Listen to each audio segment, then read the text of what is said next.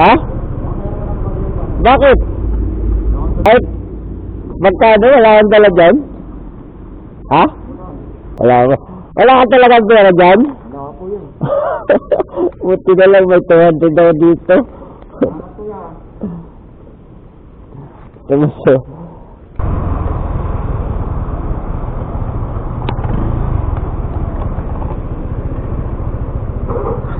Yari mo. Ayaw mandar? Ayaw mandar?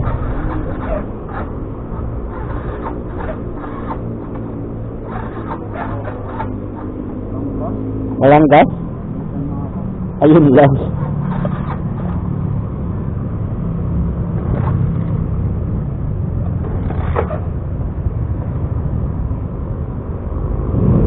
Walang gas?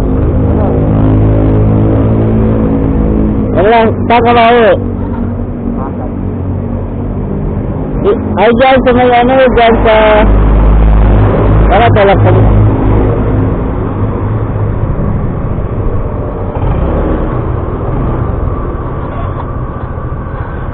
Ah, sa panel goods niya.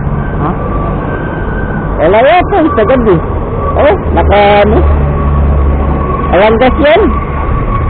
Tara. Wala ka pa dun sa gasoline station. Tingnan natin kung aandar pag nagkaroon ng gas.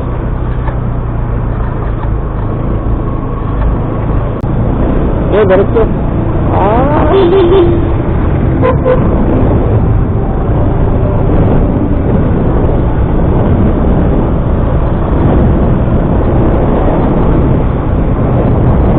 Ayaw umandar doon yung motor nito. Try natin balik sa gasoline station. Baka walang gas.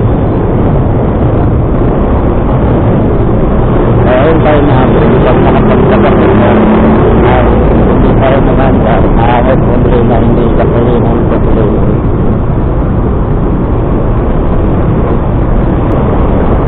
Diyan tulad ka may gasoline station dyan.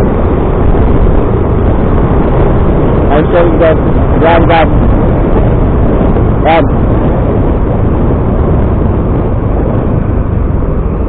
Try natin. Kung umandar mo sa kapag napagpagas ito.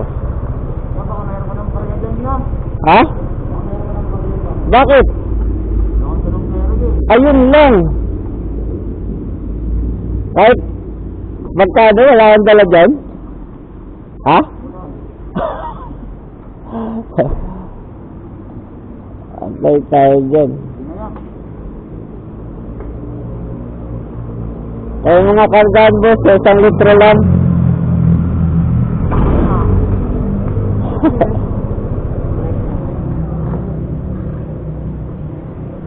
Magkano 1 litro dyan? Buti na lang may pera ako dito kahit paano. Galing. Problema pag hindi pa rin mag-start. Ay, patay ka nagla mo? 64? Sige, try mo nga. Baka mamaya nagpakarga tayo tapos di rin na-andar. Wala rin yung pinagas natin. Ay, nabusan?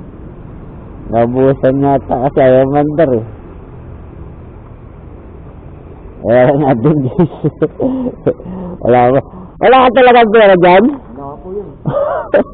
Buti na lang may 200 daw dito. Wala po yan. Tumuso. What tayo? 65? Ano? Andar na ba? Ha? Ayun. Ayun lang. Hindi sa gasolina.